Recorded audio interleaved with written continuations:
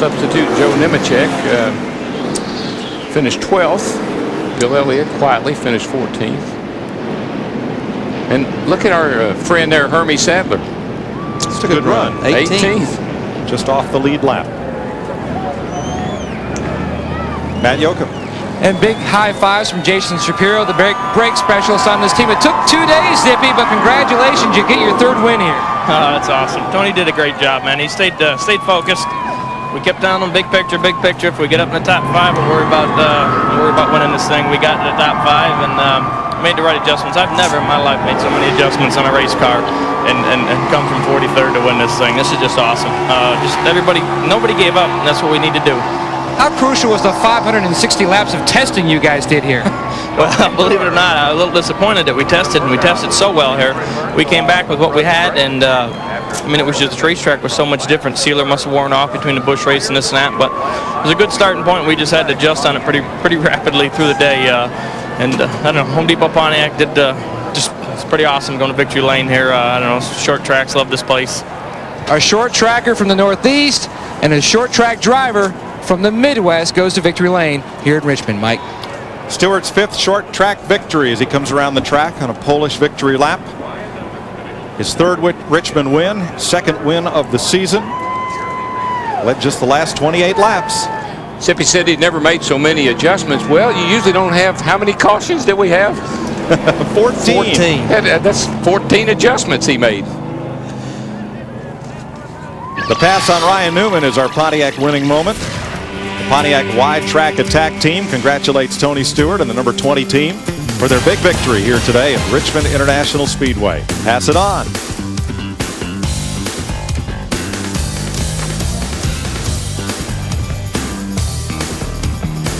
And Stewart makes his first right turn of the day, right into victory lane. See if we can get a word with Ryan Newman.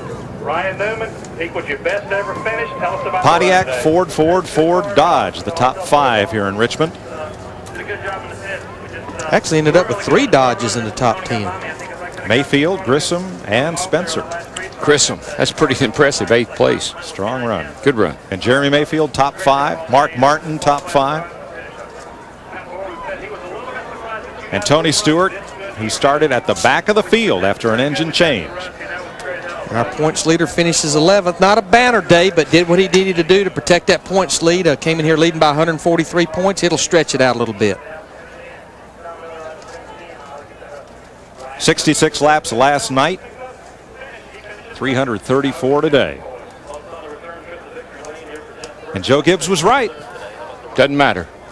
There's a trend. There's a trend here. We got to keep up with this. That's a good thing. Starting in the back, changing motors and starting in the back is not a bad thing. Kept working and never gave up.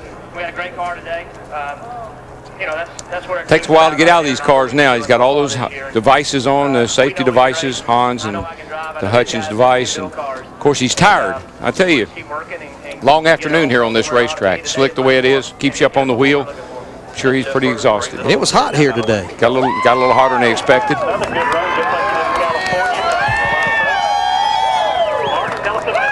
Another great top 5 finish. Steve Burns getting splashed in victory lane. That's all right, Mike. Tony Stewart, you guys had to drop to the rear of the field. Be patient. Do it over 2 days. Tell us how you won this race. I'll show you exactly if I can find the guy. I guess he's already running around. Greg Zippidelli's the guy that won this race for us. I mean, I got real discouraged early in this race last night, and I got discouraged early in it this afternoon, and you know, just couldn't. It was so hard to pass. I mean, I love the people at Richmond International Raceway, but they gave us the worst Winston Cup racetrack I've ever seen in my life. I mean, it was absolutely terrible. The rubber's building up. I mean, it was real tricky, and track position was everything. But you know, Greg Zippidelli was the guy responsible. Him and the crew, those guys worked hard all day, and we were tight all day long and all night last night, and they kept working on it, just kept making it better as we went.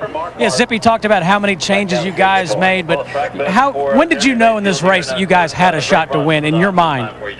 I think when we got by Mark Martin there, you know, when Ryan was leading and Jeff Gordon was second, and we, you know, we got a really good run, and we were really good on restarts right off the get-go, and I didn't expect to get by Mark that early because Mark probably had the best car on the racetrack. Just, I think the yellows hurt a lot of those guys. I mean, Ryan's car was sliding on the restarts and Jeff's were, and we just worked real hard to keep our tires clean. And my spotter probably gets the call of the day award. I mean, that poor guy. His wife's sitting at home right now. I'm going to send him home. I don't know what you're going to get when you get him, but he's going to be there and he's going to be breathing. But that's all you're going to get out of him tonight probably. He was wore out today, trying to keep us out of trouble and just try to keep the fenders on the Home Depot Pontiac. It was awesome. It's I didn't think we could get there, to be honest. As bad as this track was last night and as bad as it was today, I never thought we could get this far up. Congratulations on a great win. Let's go to Matt Yoakum. Steve, the 1995 USAC Silver Crown champ, holds off the guy who finished second, who's also a former USAC Silver Crown champ, but did that last restart hurt you? I think it did a little bit. My car was better on the longer runs, and once it gets its pressures built up, it felt pretty good. But I knew Tony had a good car too, because both him and I pulled away from Gordon at that time. So just happy to come home where we did in the All-Tel Ford. Happy for Tony. And like you said, it's a tribute to the open wheel ranks, I guess. We used to race here together in the Silver Crown, and it's good to come back and finish one too.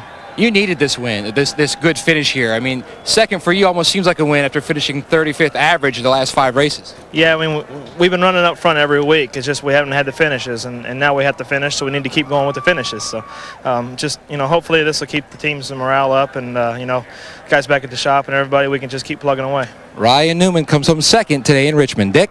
Well, as today's component of this event began, Matt Kenseth lost a pair of laps as his crew climbed underneath the race car to fix the exhaust system and also the brake line. You finished 6th today. Whatever would have happened if you hadn't had to make those repairs? Yeah, we had a lot of problems for how good we ran. I can't say enough about my Dwell guys. We came in and worked on it and fixed it. We had a good plan. They executed it perfect. We just came in before we got the car too hot, came in and parked the car and just said, however long it takes to fix it, let's fix it and go from there. So after that, we were just trying to get our 2 laps back. And, Ward Burton really helped me a lot, keeping me close to the front. And, our Dwell car handled so good that we were able to pull it off. They're going to remember this day when championship points are totaled up at the end of this season. Today, Tony Stewart comes from the back to win. Rookie Ryan Newman, Jeff Burton, Mark Martin, Jeremy Mayfield, a lot of turnarounds. And I want to note Steve Grissom in 8th place, first top 10 finish in 4 seasons.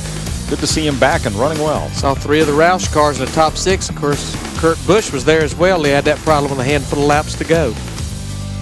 Ward Burton, our pole sitter, looks like it was pretty much going to be a Ward Burton day. Boy, it did. There's a transmission up. And then it was a Ricky Rudd day, and that went away. Poor old Rusty. I think, he had a flat over there and caused a big wreck, had a flat down here, and took out Rudd, and then he got in a wreck himself on the back straightaway. So he had a tough day. Sterling Marlin, Matt Kenseth makes some inroads on that point lead. Kenseth was 6th. Marlin was 11th today. Kurt Busch, Mark Martin gains some ground. Rusty Wallace. And on back through Ricky Rudd, who drops to 10th. And here is the rest of the top 20.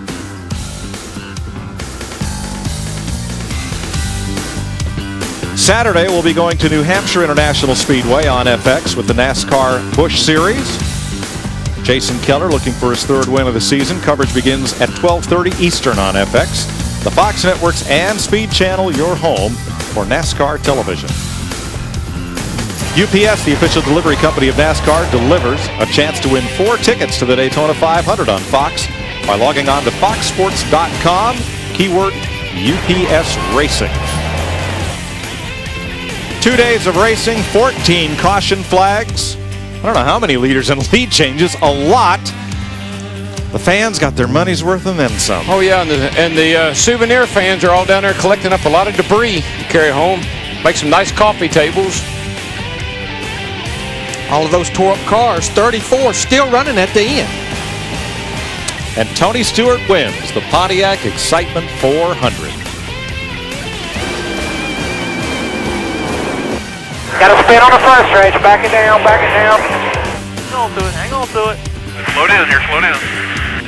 Look at the front end, Frank. Go stay up, stay up.